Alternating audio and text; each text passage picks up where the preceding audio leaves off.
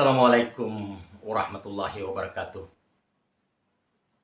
Channel MJH Kedaulatan Pangan episode ketiga. Saya sudah informasikan, sudah sharing pada pertemuan kita, perjumpaan kita pada episode kedua, bahwa membangun pertanian itu ada yang kita sebut dari hulu, tengah, dan hilir. Ada juga membangun pertanian, mengusahakan pertanian itu perikanan, laut, misalnya itu adalah ditangkap, ikan-ikan itu ditangkap di laut. Kemudian kalau di hutan, kita tinggal memetik yang sudah disiapkan oleh hutan alam daripada apa keperluan manusia itu. Saudara sekalian, sekarang kita memasuki apa sih permasalahan-permasalahan yang ada di dalam membangun pertanian itu, di dalam menyiapkan pangan itu, di dalam menuju kedaulatan pangan itu. Saudara sekalian, permasalahannya banyak. Kalau ada persoalan makro dan mikro, ada persoalan nasional dan internasional. Namun demikian, kami akan memilah-milah yang begitu strategis masalah-masalahnya yang ada di dalam membangun pertanian. Yang pertama tentu belum mantapnya ketahanan pangan kita, ya, karena mengorganize daripada berjuta-juta petani yang terdiri lahan sawah yang begitu besar. Kalau itu di pertanian tengah pangan, lahan perkebunan yang 20 jutaan itu, kita bagaimana memanagenya, berapa orang yang harus dimanage. Nah, sehingga sungguh-sungguh di dalam membangun pertanian di Indonesia, membangun pangan di Indonesia, sungguh-sungguh memerlukan suatu lembaga yang besar, lembaga gerakan yang besar untuk partisipasi dari masyarakat, terutama petani tadi, di dalam bagaimana berusaha, berbisnis untuk menghasilkan produk-produk pertanian, untuk menghasilkan produk-produk untuk makanan. Itu yang kedua, lahan yang tersedia. Memang di Indonesia terkadang dikatakan adalah negara agraris dalam pemahamannya, bahwa lahannya, sawahnya, lahannya, kebunnya banyak yang tersedia. Sebenarnya di Indonesia itu kan luasnya itu terdiri tadi dari 17.504 pulau. Pulau besar itu ada Kalimantan, ada Jawa, ada Sulawesi, ada Sumatera, ya, itu. Kemudian ada Papua, itu pulau besarnya, ada 6 itu. Nah, kemudian yang lainnya, ya, pulau kecil. Dan itu apa artinya? Setiap pulau itu pasti diantarai oleh laut atau lautan. Di sini kan persoalannya menyebabkan rentangnya itu lebih panjang, lebih jauh, sehingga biaya produksi, biaya untuk memproduksi atau cost production itu tentunya cukup tinggi, transportation cost cukup tinggi untuk bagaimana di mana diproduksi itu pangan dan kemudian didistribusikan kemana. Produsen besar pangan kita itu masih di Pulau Jawa, hampir 60% produksi pangan itu masih diproduksi di Pulau Jawa. Anda bisa membayangkan. Nah, kemudian mensuplainya ke Papua, ke Sumatera, ya, sebagian. Nah, kemudian kalau Sulawesi, tentu Sulawesi Selatan sudah bisa kalau pangan tentunya. Nah, ini yang menjadi masalah kita, yaitu bagaimana Indonesia negara kepulauan, bagaimana Indonesia negara kelautan, sehingga rentang waktu, ya, rentang kendali, dan juga transportation yang begitu tinggi. Untuk mengangkut pupuk saja sebanyak, kan bayangkan itu berapa biaya mengangkut pupuk dari pabrik pupuk Pusri ada di Surabaya misalnya, kemudian pabrik pupuk ada di Surabaya, ada di Kalimantan, di Bontang, kemudian ada di Gresik. Itu kan disuplai ke seluruh sawah, kebun, dan pertanaman ke seluruh Indonesia. Itu yang membuat satu permasalahan yang tidak terdapat di negara-negara lain, seperti misalnya kontinental, seperti Australia, seperti Amerika. Itu kan bentangannya semuanya darat saja. Nah, kemudian lahan yang tersedia tadi ya, lahan yang tersedia memang kita mengatakan Indonesia negara kepulauan, negara agraris, tapi lahan pertanian itu tidak mudah atau tidak begitu banyak relatif dari jumlah manusianya. Itu masih relatif sedikit. Rasio dari kepemilikan tanah terhadap penduduk di Australia itu lebih besar rasio tanah daripada penduduk dibandingkan di Indonesia. Kalau misalnya sawah saja, kalau kita di Jawa, pada umumnya rata-rata 0,3 sampai 0,5 hektar itu sawah ya yang dimiliki oleh petani. Nah, itu yang persoalan lahan. Kemudian begitu pula lahan tingkat kesuburannya yang begitu karena selalu dipupuk terus, maka selalu memerlukan biaya tinggi untuk mengembalikan fungsinya dapat ditanami dan dapat sebagai meningkatkan produktivitas lahan itu. Nah, kemudian persoalan yang berikutnya adalah permodalan. Kita tahu bahwa petani itu memerlukan modal.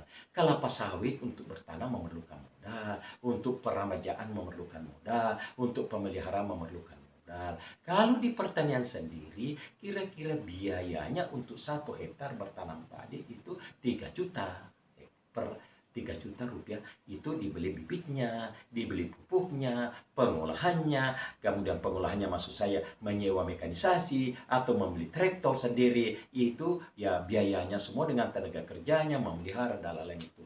Ya saya rasa memerlukan 3 juta untuk memproduksi produktivitas misalnya 7, 8, 9. Itu persoalan permodalan itu. Nah, permodalan itu. Nah, Indonesia tidak ada memang yang khusus yang namanya bank tani yang kita selalu perjuangkan. Kenapa perlu bank tani? Agar supaya yang mengurus pertanian itu memang banknya sesuai dengan pertanian, sesuai dengan behavior pertanian. Kalau bank yang memang sekarang ini mengurus pertanian, misalnya BRI, kemudian Bank Negara Indonesia BNI, kemudian Mandiri dan lain, itu memang ada window-nya, ada cabangnya yang mengurus pertanian, memberikan kredit-kredit, tetapi tidak khusus. Yang itu seperti di luar negeri khusus banyak. Kenapa? Karena pertanian itu spesifikasi memproduksi pertanian dibandingkan memproduksi dengan bahan-bahan produksi yang lain, misalnya seperti motor, seperti mobil, seperti jahit pakaian dan lain sebagainya. Nah, itu maka diperlukan permodalan baik yang rendah, yaitu mudah, murah, aksesnya gampang, dan atau ada bank pertanian khusus mengurus pertanian. Itu tentunya itu. Dan ini masih diperjuangkan. Ya, kami sebagai masyarakat petani, pertanian sungguh-sungguh selalu mengupayakan bagaimana kemungkinan berdirinya yang disebut bank pertanian. Nah, kemudian lemahnya iptek. Pengertiannya lemahnya iptek. Iptek kita terkadang sudah kuat, tapi linknya dengan bisnis, dengan industri, misalnya teknologi perbenihan. Ya. Teknologi perbenihan itu masih kita tidak menguasai seperti di padi, masih dikuasai internasional. Perbenihan di mana benih itu satu kali ditanam tidak bisa lagi direproduksi karena memang dibuat GMO seperti itu. Kemudian bibit dan benihnya yang khusus untuk satu kali tanam dan tidak bisa diperanakkan lagi. Nah, itu teknologinya masih dipegang oleh orang-orang. Kita sudah ada, tapi bagaimana merubahnya menjadi industri ini yang tidak mudah dilakukan di Indonesia ini. Nah, kemudian itu iptek. Kemudian begitu pula traktor ya. Memang sudah banyak traktor, tetapi kita kan desain lahan kita kan tidak didesain, tidak terdesain untuk ramah dengan pengolahan traktor seperti itu, apalagi traktor besar. Jadi biaya kita mengolah tentu lebih tinggi bandingkan misalnya kalau seperti di Amerika, di Australia, itu yang disebut traktor bisa-bisa bentangannya 20 meter lebarnya, kemudian satu kali jalan. Baik mengolah tanah, menyisir tanah, kemudian bertanam, begitu pula pemeliharaan, kemudian panen, itu semuanya sudah full mekanisasi dan mekanisasi besar-besar dilakukan. Nah, itu mengenai asing misalnya. Begitu pula teknologi yang lain. Tahukah Bapak kalau teknologi yang kita beli di luar, ya misalnya itu kan mahal, Pak. Mahal untuk kita terapkan di Indonesia. Oleh karena itu memerlukan ahli teknologi, ya, yang kemudian itulah sebabnya diperlukan ada penyuluhan, diperlukan ada penyuluh pertanian. Dan terakhir saya dari seluruh masalah aspek kelembagaan. Saudara sekalian, kelembagaan yang kita masukkan di sini adalah kelembagaan baik yang melayani petani, Kementerian Pertanian misalnya, Kementerian Kelautan dan Perikanan dan Kelautan, Kementerian Kehutanan, ya. Bagaimana bisa sungguh-sungguh dapat melayani petani, dapat melayani pekebun, dapat melayani nelayan, yang sungguh-sungguh dapat mereka meningkatkan produksinya, mereka meningkatkan pendapatannya dan meningkatkan kesejahteraannya. Itu. Nah, kelembagaan. Nah, kemudian kelembagaan daripada petani sendiri. Kelembagaan petani banyak sekarang, kelembagaan yang ada di petani ini belum merupakan lembaga ekonomi petani. Belum berbentuk lembaga ekonomi.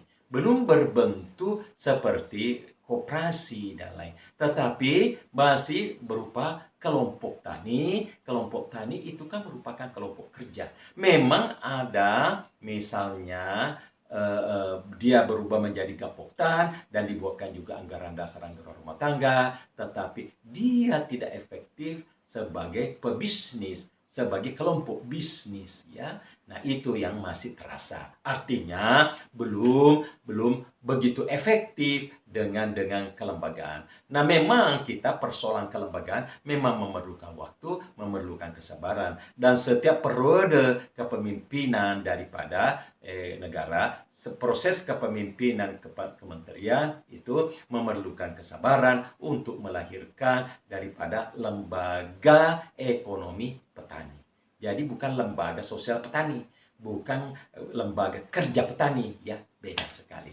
Jadi dia harus sungguh-sungguh berbisnis. Dia sendiri harus berdagang, berbisnis pupuk. Dia sendiri harus berbisnis benih. Dia harus menyiapkan kredit-kredit untuk anggotanya semua. Itu yang dilaksanakan oleh koperasi tani dan itu yang belum bisa kita laksanakan.